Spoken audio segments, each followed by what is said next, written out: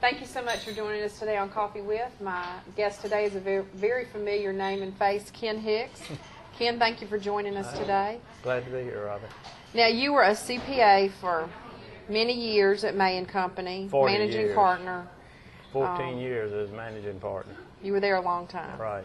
And now you've moved on to do some other things, but you and I had lunch several weeks ago, and you kind of told me the story of how you ended up in this profession and at May & Company, and I think people would be interested to hear that.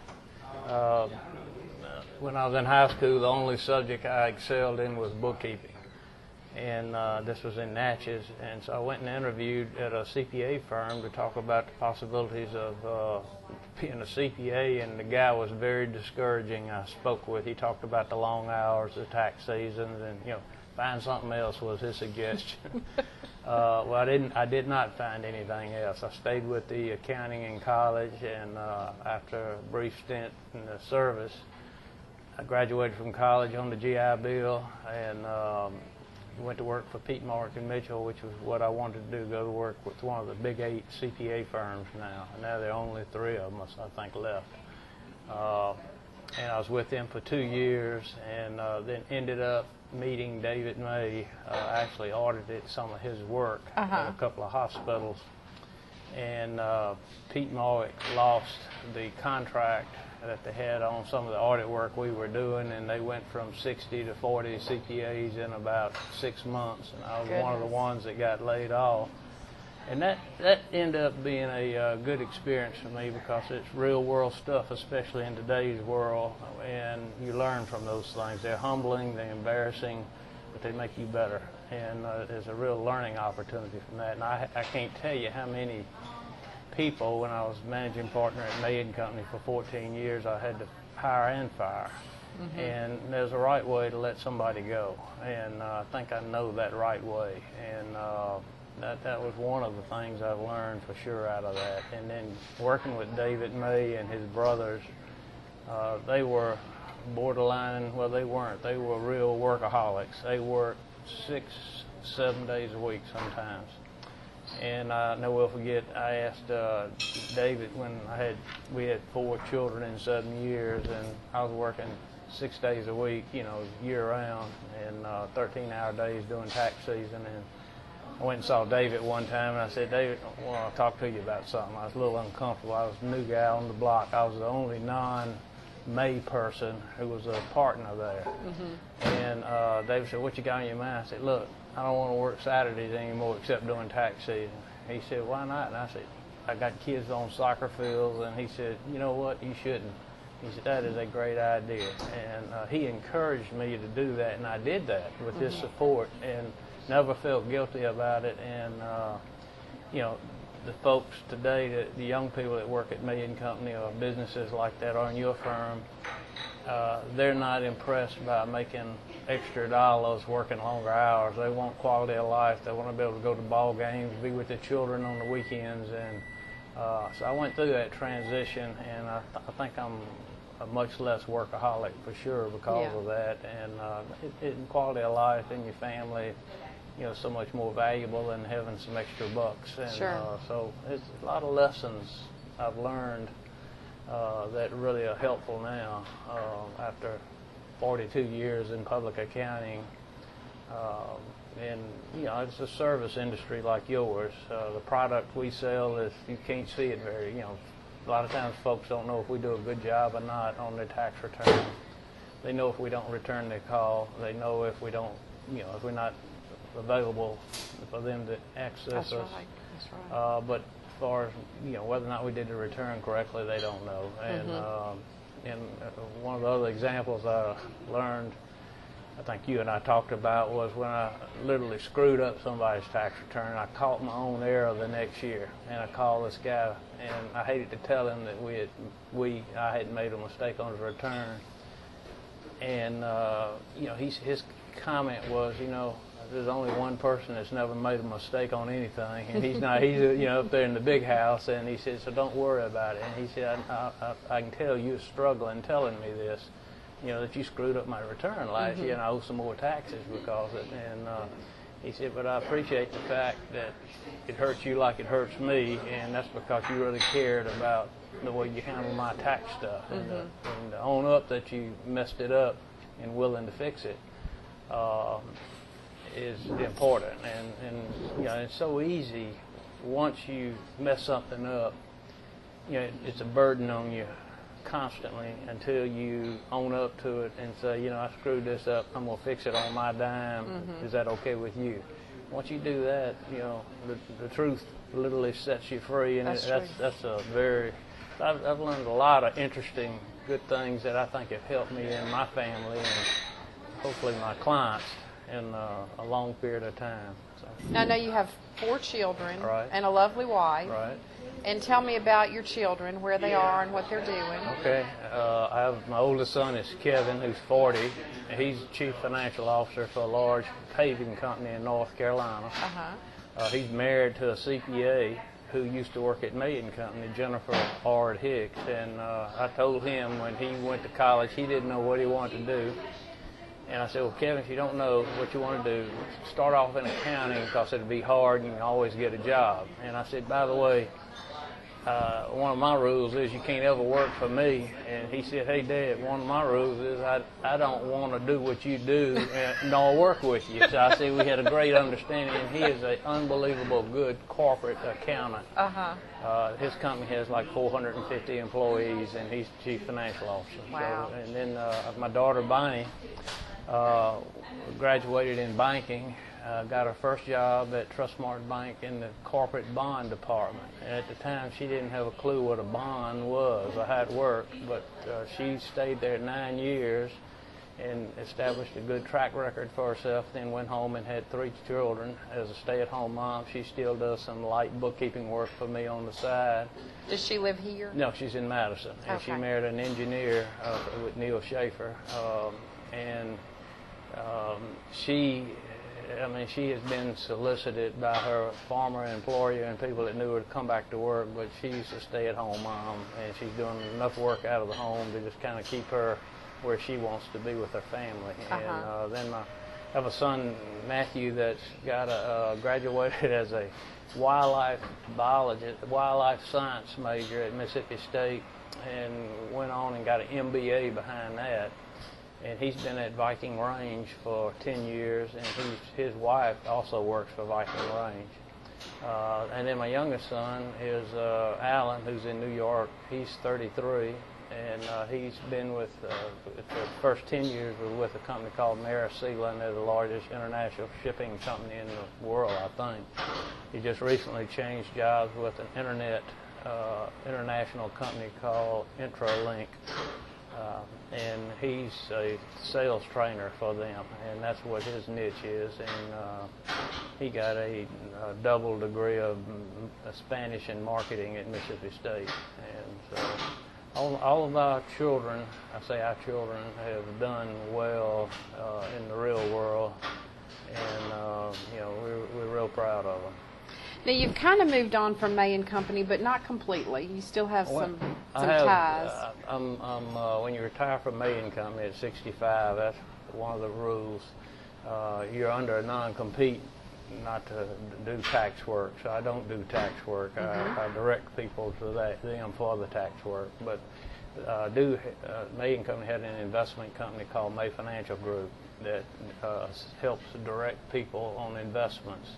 And I've been involved in that for 12 years, and they asked me to just take that on almost entirely. So I've done that, and I've really enjoyed that because I'm like everybody else that's in the retirement mode, mostly retired mode, trying to make sure our money doesn't run out and that we don't become a burden to our kids. And, and we don't know how long we're going to live. We don't know what medical care cost is doing. I mean, a lot of unknowns out there. So it's really important that you try to get a handle on what your living expenses are and your income in this retirement mode, and it's changing. And all of a sudden, even Social Security is somewhat suspect. There's no guarantees that won't change. Probably will change. Probably needs to change. And so I feel like I'm pretty well suited for that. I certainly enjoy that type work because I'm like the folks I'm working with. And I do work with some younger folks also that are looking for college, trying to save some money for college for their kids. And but down the road, the final deal is to make sure you don't run out of money and become a burden on your kids, your children. And so I think I've been a big help in that area. I have a lot of meetings with people, like yourself, that sometimes I can help them, sometimes I can't, and I just direct them on to people that I think can help them. So that's been a fun thing. Because I do have a meeting probably every couple of weeks with somebody that's got a problem. Maybe out of 5 meetings one time I can really help them. The other times I direct them where I think they need to go. But anyway, we help them solve a problem, hopefully, and that's fun. And speaking of fun, what do you do for fun, Ken? Play tennis. Play tennis. Yeah. You and Margaret both play a lot of tennis. We play at the club. a couple of times a week at least, and that's my big deal. And I hunt. I like to hunt. That's declining a little bit, but I still like to deer hunt. I enjoy doing that. And then we have 4 grandchildren, so we have a big time with them. They make you feel good. Yeah. They accept you. They think you're 10 feet tall and just great. And you can exaggerate things with them, and it's harmless, I think. Yeah. Margaret might disagree with that, but anyway, we've had a lot of enjoyment out of our grandchildren. And you're kind of dabbling a little bit in real estate. Y'all just built a beautiful home, and you've got another house next to it. Well, a couple of houses actually, I think. Well, I've been involved in some real estate development for 40 years, different kinds. I was one of the folks that helped develop Monument Place, where May and Company's office building is. We bought that land from one of our clients and developed it over a very long period of time. And then recently, I partnered up with Johnny Sanders. I had already bought a lot on the Mississippi River bluff on Warrenton Road with a beautiful view of the river, and then things worked out that the 2 houses on each side of my lot were owned by the same owner, and she asked me if I'd be interested in buying them. And as she said, she made a deal to us that we couldn't refuse. I went and got somebody to help me, Johnny Sanders, and we built some really nice property on the river bluff. Our timing wasn't great, but I'm glad we did it. And Margaret and I have a nice, she calls it a guest house, I call it an investment on the river, and you've been there, it's nice. $1 million view. Yeah, absolutely. And we've got 2 other houses and a vacant lot. One we have sold, so we have one other house to sell over there with $1 million view and a big vacant lot that is available. So, that's going to be a long-term project developing that. But we're on we through at the hard part of it, trying to find this market. It's tough. Well, and the house that y'all built, I thought it was some of the things that were so interesting is that you had another piece of, you had another structure somewhere else that was cedar or cypress? Cypress that you tore down. Right. And used that wood to do what in your present house? A friend of mine and a client at May and Company had a plantation property up on Highway 3 with like a 1915 tenant house made out of cypress, beautiful cypress, from that plantation. And it was, the corner of it was about to fall into a creek. And she offered it to me. I tried to move it and could not move it. It was just too big a deal moving a house from Redwood to Vicksburg. And so she finally said, just tear it down, take what you want. Well, as you remember, we got a beautiful fireplace, mantel out of it, cypress. We got a lot of old brick, we got a lot of cypress. And we used as much of that as we could. We ran out of it, so we had to get some more cypress, and we did a good job with the new cypress, matching it up with the old. We got a lot of good old doors out of there. They're beautiful, and none of this all could have been done a whole lot cheaper than just using old stuff. But the old stuff is unbelievable. Nobody else has exactly what we got, and it worked for us. And fortunately, we were able to afford what we did, and we got a great place there. That's my office for my investment group that very part-time. Right. And then our kids come home more because we got a nice place with a lot more room. We can sleep about 12, 13 people in that house comfortably. And so that has been a fun part of retirement. We didn't really plan it; it just worked out that way, and then we got into it. And so anyway, we do have some very unique property on the river that we're proud of. And now, one of the doors you got, I don't know if it was out of that building or something else, you have hanging actually on the wall. It's not really functioning as a door. Right. And Margaret told me, you and I haven't talked since then. I was at Ladies' Night at the Country Club, and she told me that you came up with this idea to hang this door up on the wall, and then you found out it's what decorators were doing all over the place. Well, and you didn't know you had decorator skills. Well, I don't. That was just luck. And the story on that door, back in a 1915 plantation house, it was one fireplace between two rooms, and no kitchen and no bath. I mean, outside bath toilets. So as they started adding a porch and a kitchen, the height of the 8-foot roof got shorter. So as the last door going out of the kitchen out into the yard to the rest of the portages, the outhouses, was like a 6.5-foot door. And that's why that door is so short. And this is a real finished door for that time. It was just cut down to make that. But it was clever that you thought to hang it up on the wall. Well, it was such a beautiful piece of wood, a door, and short. It made it unique, and we cleaned it up and wanted to do somewhere. It was too short to use as a door to go through, so we just hung it on the wall. And some people even we put a porcelain knob on it that we've had off of some of the property, the doors we took down. But it is a unique situation. It makes for a good story. And of course, we have a picture of that old house we tore down, and something about cypress that's still special nowadays.